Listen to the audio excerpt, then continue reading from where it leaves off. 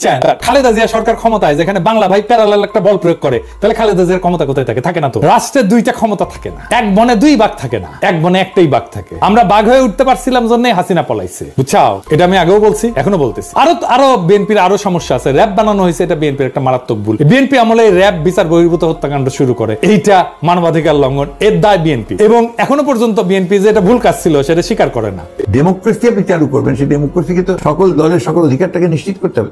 আমাদেরকে জামাত ইসলামের সঙ্গে সবসময় আপনারা ট্যাগ করেন, আমাদেরকে জামাত ইসলামের সঙ্গে সবসময় আপনারা ট্যাগ করেন। আমাদের তারেক জিয়া সাহেবকে দেখা যায় খুব পপুলিস্ট বক্তৃতা দিচ্ছে, মানে আমরা যা শুনতে চাই তাই বলে। আমাদেরকে আওয়ামী লীগও সহ্যগণ্য করবে, আমৃত্যু যতদিন পৃথিবীতে বাইসা থাকে। আর বিএনপিরটা এখনো বোঝা যাইতেছে না। এই যে জায়েদ, এটা কিন্তু একটা ক্যারেক্টার না। আসসালামু আলাইকুম দর্শক, দেশ ও দেশের বাইরে থেকে যারা এই মুহূর্তে ভিডিওটি ওপেন করেছেন সবাইকে অসংখ্য অসংখ্য ধন্যবাদ। দর্শক, প্রথমেই আপনারা শিরোনাম দেখেছেন, এখন দেখবেন বিস্তারিতর প্রথম অংশেই পিনাকি ভট্টাচার্য বলেছেন বিএনপিকে ক্ষমতায় বসানো যাবে না। এদিকে বাংলাদেশের 6 সমন্বয়কের একজন যে হাসনাত আবদুল্লাহ বলছেন যে যতদিন পৃথিবীতে বাঁচব, যতদিন বেঁচে থাকবো, আওয়ামী লীগকে ঘৃণাই করব, তবে বিএনপির সাথে সমঝোতা করে আমরা কাজ করে যাব। দর্শক, এই প্রশ্ন নিয়ে আজকের যে ভিডিওটি তৈরি করা হয়েছে, আপনাদেরকে অনেক কিছুই এখানে বুঝার রয়েছে। তবে কেন বা পিনাকি ভট্টাচার্য বলছেন বিএনপিকে ক্ষমতায় আনা যাবে না, এদিকে ফখরুল সাহেব বলেছেন সেই বক্তব্যগুলোর সূত্র ধরে, কিন্তু প্রশ্ন একটাই এসে যায়, কেন এভাবে দ্বিধাদ্বন্দ্বের মধ্যে পড়ে গেলেন মানুষ? যে পিনাকি ভট্টাচার্য এমন কথার কারণটা কোথায়, চলুন আমরা জেনে আসি। আমাদের তারেক জিয়া সাহেবকে দেখা যায় খুব পপুলিস্ট বক্তৃতা দিচ্ছে, মানে আমরা যা শুনতে চাই তাই বলে। আমাদেরকে আওয়ামী লীগও সহ্যগণ্য করবে, আমৃত্যু যতদিন পৃথিবীতে বাইসা থাকে। আর বিএনপিরটা এখনো বোঝা যাইতেছে না। এই যে জায়েদ, এটা কিন্তু একটা ক্যারেক্টার না, এটা ফ্যাসিজমের সিম্বল। ফাহাম আব্দুল সালাম একটা কথা বলছিল, সেটা 6 আগস্ট বলছিল, চিনেন তো নাকি? যদি সরকার আবার ফিরে আসে, তুমিও মারা খাইতে হবে, মারা খাইতে হবে। এবার আসেন, আগামী 2 বছর পর ইলেকশন হলো, বা 3 বছর পর ইলেকশন হলো, 5 বছর পর ইলেকশন হলো, ইলেকশন তো হবে। যদি ইলেকশন হয়, তখন আমাদের যে স্টুডেন্ট ফোর্স আছে, আমরা যে যারা গণ অভ্যুত্থানটা আমরা করেছি সবাই একসাথে, আমরা তখন কারা?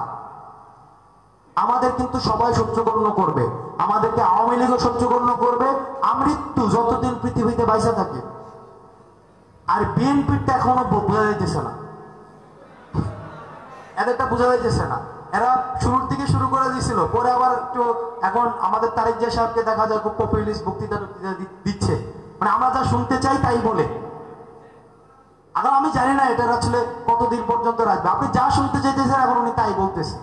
উনি বলছে যে 2বারের বেশি প্রধানমন্ত্রী থাকা যাবে না, তারপরে হচ্ছে 2 কক্ষ বিশিষ্ট কি হবে, 35 করে দিবে।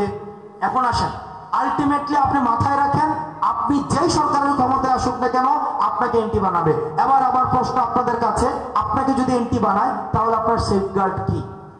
ওয়ালটন টেলিভিশন মাত্র 25,490 টাকায় পাচ্ছেন গুগল টিভি। আমি যদি গণ অভ্যুত্থানের পুরো সময়টা দেখি, প্রত্যেক মাসে কতগুলো ইস্যু ক্রিয়েট হইতো, প্রত্যেক মাসে একটা ইস্যুর পরে কিন্তু একটা ইস্যু চলে আসতো। একটা ইস্যু না আসতে, যেমন মতিউর কাণ্ড, ছাগল কাণ্ড, পরিমণি কাণ্ড, জায়েদ কাণ্ড, দেখেন আপনি এই যে আপনার দেখেন, এটা আপনার কাছে খুব সার্কাজম মনে হইতেছে না? কিন্তু এটার আন্ডারলাইং হচ্ছে ফেসিজমের, এখানে হচ্ছে বীজ নিহিত। অর্থাৎ আপনাকে এই যে জায়েদ, এটা কিন্তু একটা ক্যারেক্টার না, এটা ফ্যাসিজমের সিম্বল।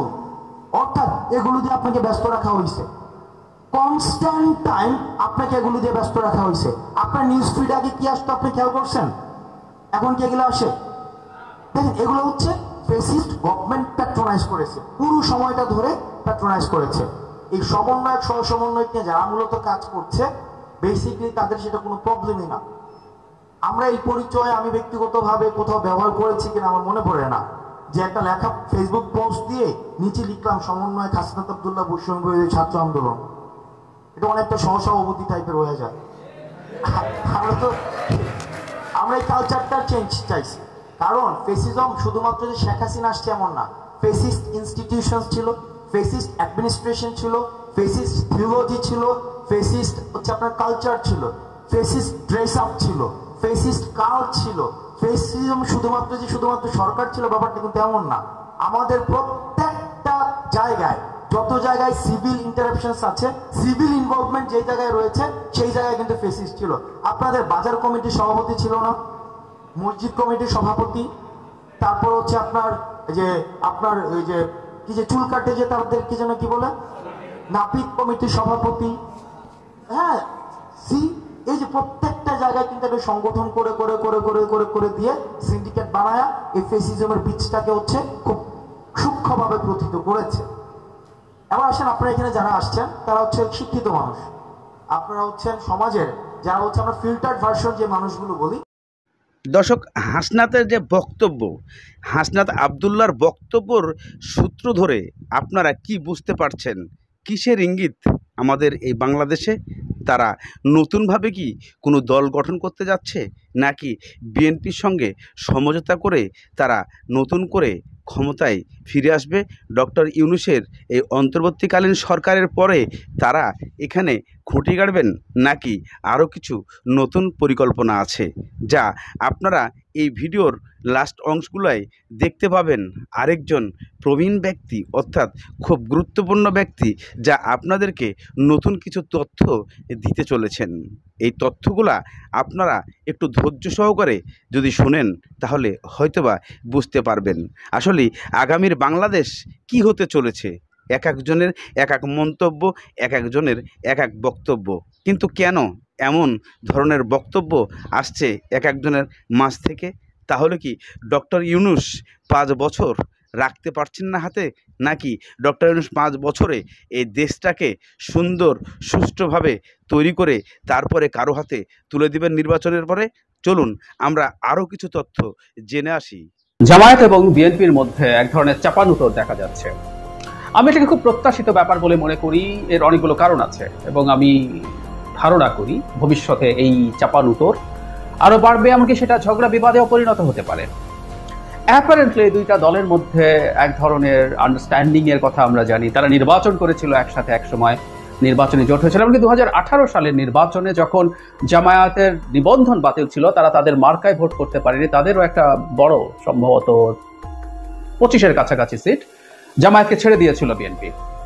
সুতরাং তাদের এক ধরনের নির্বাচনী ঐক্য ছিল। এটা বলাই বাহুল্য, এটা নির্বাচনী ঐক্যই, এটা আদর্শিক ঐক্য হওয়ার সম্ভাবনা সেই অর্থে দু দলের নেই।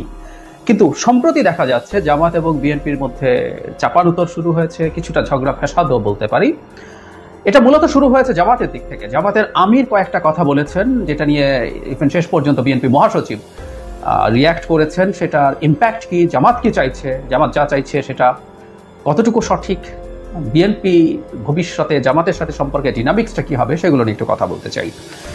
2 দিন আগে জামায়াতের আমির বলছেন এভাবে, যারা রাজনীতি করেন মানুষের মনের ভাষা তাদের পড়তে হবে, মনের সাহিত্য পড়তে হবে। যদি আমরা না পারি আমরাও ব্যর্থ। আল্লাহর শুকরিয়া ওই ধরনের বাড়াবাড়ির মধ্যে যায়নি। তিনি বলেন, একদিকে শহীদ পরিবারগুলো রাহাজারি করছে, আহতরা হাসপাতালের বেডে কাতরাচ্ছেন। ইতিমধ্যে বন্যার ভয়াবহতা শুরু হয়েছে। যারা জনগণের জন্য রাজনীতি করে না তাদের উচিত এই বিপদ করে না, তাদের উচিত এই মানুষের পাশে দাঁড়ানো। এই সময়টা ওখানে না দাঁড়িয়ে নির্বাচন জিকির করলে জাতি এটাকে কবুল করবে? নির্বাচন জিকির বলতে স্পষ্টতই বিএনপিকে ইন্ডিকেট করা হচ্ছে, আমরা বুঝতে পারছি। তারপর বলছে তাদের তো নির্বাচনও লাগে না, ভয়ঙ্কর জায়গা যেটা। ইতোমধ্যে যা দখল করেছিল, ফুটপাত থেকে শুরু করে সব দখল নিয়েছে। যা আওয়ামী লীগ 15 বছরে সাজিয়েছিল সব তারা দখল করে নিয়েছে। আমরা বুঝতে পারি যে এটা বিএনপিকে ইন্ডিকেট করেছে। খুবই আক্রমণাত্মক বক্তব্য, এবং কোনো একটা জায়গায় আমার যদ্দূর চোখে পড়ে আমি খুঁজে পাইনি আর, যেমন এক লুটেরা থেকে আরেক লুটেরার কাছে ক্ষমতায় যাওয়া নিয়েও তিনি প্রশ্ন করেছেন। জামাতের মধ্যে অনেকগুলো কাজ করার চেষ্টা করছে। আমরা খেয়াল করেছি সব ইসলামিক দলগুলোকে একত্র করা, এমনকি কওমিদের সাথে, যাদের সাথে তাদের এক সময় সংঘাত ছিল, বলা যায় আদর্শিক সংঘাত ছিল, তাদের সাথেও জামাতের আলোচনা হচ্ছে এবং কেউ কেউ তাদেরকে এন্ডোর্সও করার চেষ্টা করছে। এটা আলাদা একটা আলোচনার জায়গা, সেটা নিয়েও কথা বলবো। এটার জবাবে জামায়াতের আমির যা বলেছেন, এটার জবাবে জনাব মির্জা ফখরুল ইসলাম আলমগীরের কাছেও প্রশ্ন করা হয়েছিল। সেখানে তিনি জবাব দিয়ে, তাকে যখন জিজ্ঞেস করা হয়েছিল, উনি জবাব দিয়েছেন যাদের জনসমর্থন নেই, জনগণ মনে করে না যে এরা সরকার চালাতে পারবে, তারা এই ধরনের চিন্তা ভাবনা করে, আমি কোনো দলের নাম বলছি না। স্পষ্টতই তিনি নাম না বললেও জামাতের কথা বলেছেন, এবং জামাত ও বিএনপির নাম না বললেও বিএনপির কথাই বলেছেন। কিভাবে দেখবো আমরা আসলে এটা? এবং আমাদের এখন যেহেতু আওয়ামী লীগ নেই, বিএনপি জামাতের ভবিষ্যৎ সম্পর্কটা কি হবে, কি হবার কথা আমরা বুঝতেই পারি।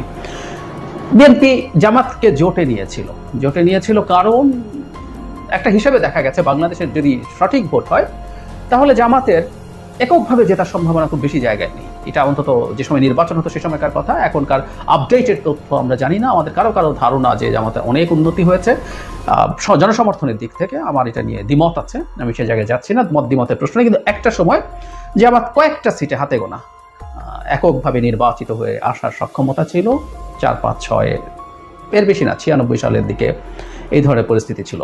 বেশ মানে এটা ভ্যারি করে, কিন্তু 10 থেকে 25, 30 কোনো সিটে 40-50 হাজারও ভোট আছে। ফলে নির্বাচনী রাজনীতিতে এটা খুব বড় ডিসাইডিং ফ্যাক্টর হিসেবে আবির্ভূত হয়েছিল আওয়ামী লীগ যদি থাকে। ফলে বিএনপি জামায়াতকে নিয়েছে এবং জামায়াত এই সুযোগটা রাজনৈতিক ক্যালকুলেশনে ব্যবহার করেছে। খুবই স্বাভাবিক, খুবই যৌক্তিক ব্যবহার। নির্বাচনী রাজনীতিতে এগুলো হয়। আপনার সমর্থন যদি প্রয়োজন হয় কারণ নির্বাচনে জেতার জন্য, আপনি তখন সিট নিয়ে অনেক বেশি বার্গেইন করতে পারবেন। এখন যেহেতু আওয়ামী লীগ নেই, তাহলে বিএনপির আসলে জামাতকে প্রয়োজন নেই। এখন একটা নির্বাচন যদি হয় বা আরো পরের দিকেও একটা নির্বাচন যদি হয়, সেখানে বিএনপি নিরঙ্কুশ সংখ্যাগরিষ্ঠতা মানে অনেক বড় স্কেলে পাবে, এটা আমি ধারণা করি। যদিও এর মধ্যে পলিটিক্যাল ডিনামিক্স অনেক পাল্টে যাওয়ার সম্ভাবনা আছে। আমাদের গণঅভ্যুত্থানের নেতৃত্বে যে ছাত্ররা ছিলেন তারা একটা রাজনৈতিক দল করতে পারে বলে আলাপ আছে, তারা কেমন করে সেটাও ভবিষ্যতের রাজনীতি ক্যালকুলেশনের ক্ষেত্রে ইম্পর্টেন্ট হয়ে দাঁড়াবে। কিন্তু এই মুহূর্তে পরিস্থিতি যা তাই হবে, জামায়াত কিছু সিট পাবে এবং তারা যদি একটা ইসলামিক দলগুলোর সাথে এক ধরনের অ্যালায়েন্স করতে পারে, সেই সিটের সংখ্যা বাড়তে পারে। কিন্তু বিএনপির আর জামায়াতকে প্রয়োজন নেই, এটা হলো জরুরি কথা। সুতরাং জামায়াত এখন একটা আলাদা রাজনৈতিক দল, তার আলাদা রাজনীতি থাকবে এবং সে চাইবে তার রাজনীতির দিকে তার অন্যান্য মানুষজনকে আনতে, এবং জামাতের রাজনীতি এখন স্বাধীনভাবে করবে। সুতরাং জামাত যখন বিএনপিকে এক ধরনের আক্রমণ করছে, মানে প্রায় সবই দখল করে ফেলেছে বিএনপি, আবারও বলছি নাম বলেননি কিন্তু ইন্ডিকেট করছেন, এবং আমরা এই তথ্য আসলেও দেখেছি মিডিয়াতে যে অনেক জায়গায় বিএনপির কিছু নেতাকর্মী এই ধরনের কাজ করেছে। বিএনপি তাদের বিরুদ্ধে খুবই টাফ ডিসিশন নেওয়ার চেষ্টা করছে, এটাও আমি বিএনপির ক্ষেত্রে বলতে হবে, কারণ তারা অনেকে বহিষ্কার করেছে। তাদের সাংগঠনিক সম্পাদক পর্যায়ের একজনকে বহিষ্কার করা হয়েছে, বিভিন্ন লেভেলের নেতাকর্মীদেরকে বহিষ্কার করা হয়েছে। তাদের খুব সিগনিফিক্যান্ট 2 জন নেতার কর্মী সমর্থকদের মধ্যে যখন সংঘাত হয়েছে, যাতে একজন নিহত হয়েছে, গুরুত্বপূর্ণ 2 জন নেতাকে তারা দলের পদ স্থগিত করেছে, এরকম ঘটনা ঘটেছে। তো বিএনপি আন্তরিকভাবে চেষ্টা করছে, এটাও আমি দেখতে পাচ্ছি। কিন্তু ডিসপাইট এভরিথিং বেশ কিছু জায়গায় এই ধরনের দখলদারিত্ব বা এই ধরনের সংকট আসলে দেখা যাচ্ছে। সো এটাকে যখন ইন্ডিকেট করছে, জামাত যদি বিএনপির সাথে প্রতিদ্বন্দ্বী হিসাবে রাজনীতির মাথায় আবির্ভূত হয়, জামাত এটা ব্যবহার করবে না কেন? জামাত সেটা ব্যবহার করছে এবং তাদের জায়গা থেকে তারা ঠিক আছে, কোনো সন্দেহ। এবং বিএনপি যেহেতু আগে ক্ষমতায় বেশ কয়েকবার ছিল, জিয়াউর রহমানের পরে ছাড়াও 91 থেকে অন্তত 2 বার ক্ষমতায় ছিল পূর্ণ মেয়াদে, সেই সময় তাদের দুর্নীতি বা অনিয়মের, বিশেষ করে 2001-06 সরকারের বিরুদ্ধে অভিযোগ ছিল কিছু। সুতরাং সেগুলো এখন আনবে, কারণ যেহেতু আওয়ামী লীগ আর নেই, এখন আওয়ামী লীগের সমালোচনার জায়গা বাদ। এখন মাঠে যারা আছেন, আওয়ামী লীগ যেহেতু কোনোদিন শক্তি হিসেবে ফিরে আসলে তখন আবার আওয়ামী লীগ কি করেছিল বাংলাদেশকে, সেই আলোচনাগুলো আসবে। এখন বিএনপির সাথে যদি জামাতের ডিবেট হয়, ঝগড়াঝাটিও হয় কিছুটা, সেখানে বিএনপি কি ক্ষেত্রে কি সমস্যা করেছে জামাতে, এগুলো আনবে, এটাই খুব স্বাভাবিক, কারণ তারা এখন প্রতিদ্বন্দ্বী রাজনৈতিক দল। অ্যাট দ্য সেম টাইম জামাত মনে করছে তাদের আর বিএনপির প্রত্যেকের তো চিন্তার জায়গা একই না। বিএনপি জানে এই মুহূর্তে নির্বাচন হবে এবং যত আগে নির্বাচন হয় বিএনপির খুব দ্রুত সেই জনগণের সেন্টিমেন্ট ইউজ করে বিরাট জয় পাওয়া বিএনপির জন্য অনেক সহজ, রাইট? তো বিএনপি আগে নির্বাচন চাইবে। জামায়াত হয়তো ভাবছে তাদের এই চিন্তা কতটা সঠিক, কতটা ভুল, কতটা এফেক্টিভ হবে এটা সময় বলবে, কিন্তু জামায়াত চাইছে নির্বাচনটা যত পিছিয়ে দেওয়া যায় তাতে তার সুবিধা। কারণ হলো জামায়াত মনে করছে সে এখন যদি এককভাবে নির্বাচন করতে যায়, তার এই নতুন পলিটিক্যাল যে পরিস্থিতি দাঁড়িয়েছে তাতে সে সময় নিয়ে দলকে আরো গুছিয়ে তুলতে পারে, দলকে আরো শক্তিশালী করে তুলতে পারে। সুতরাং এটা তার জন্য খুব পজিটিভ হবে বলে সে ধারণা করছে। সুতরাং সে সময় চাইছে। এই সময় চাওয়া আবার 2টো বেনিফিট তাকে দিচ্ছে। একটা হলো এই মুহূর্তে বাংলাদেশের মানুষ, আমি যতদূর পালস বুঝতে পারি, আমি অনেক মানুষের সাথে কানেক্টেড না, কিন্তু মানুষ যেভাবে কথা বলছে, সোশ্যাল মিডিয়াতে যেভাবে রিয়্যাক্ট করছে, তাতে একটা জিনিস আমার কাছে মনে হয়েছে, খুব দ্রুত নির্বাচন চাওয়াটা মানুষ পছন্দ করছে না। সুতরাং জামাত মানুষের সাথে এক ধরনের কানেক্ট। একটা বড় বেনিফিটও আছে, সেটা হলো যেহেতু যে সরকার আছে, জনগণ যে সরকারটার পেছনে আছে, আমি বহুবার বলেছি সরকারটারও ম্যান্ডেট আছে, এটা ভোট দিয়ে নির্বাচিত না হলেও এর সিরিয়াস রকম, এটা রক্তের ওপর দিয়ে, মানুষের রক্তের ওপর দিয়ে আসা সরকার, এর সিরিয়াস ম্যান্ডেট আছে। সুতরাং এই সরকার জামায়াতকে তার পক্ষ, অন্তত তাকে ডিস্টার্ব করছেন এরকম একটা ফোর্স হিসাবে দেখবে। সেই ক্ষেত্রে সরকারের দিক থেকে তার কিছু সুযোগ সুবিধা, অন্তত তাকে ডিস্টার্ব করা হবে না, এই ধরনের একটা পরিস্থিতি সে পেয়েও যেতে পারে। এখন সামনে যে ব্যাপারটা হয়েছে সেটা হলো মানে দুই দলের একটা সংঘাতের জায়গা আসলে আছে সামনে। এই দুই দল আসলে সংঘাতে জড়াবে, এটা নিয়ে হয়তো আরো বিস্তৃত আলোচনা করব। সেটা হচ্ছে ভোট ব্যাংকের যাদেরকে জামায়াত অ্যাট্রাক্ট করতে চায়, বিএনপিরও একটা অংশ ভোটার কিন্তু সেখানে আছে। বিএনপি কি ধারার রাজনৈতিক দল, কেউ ডিবেট হয়তো করবেন।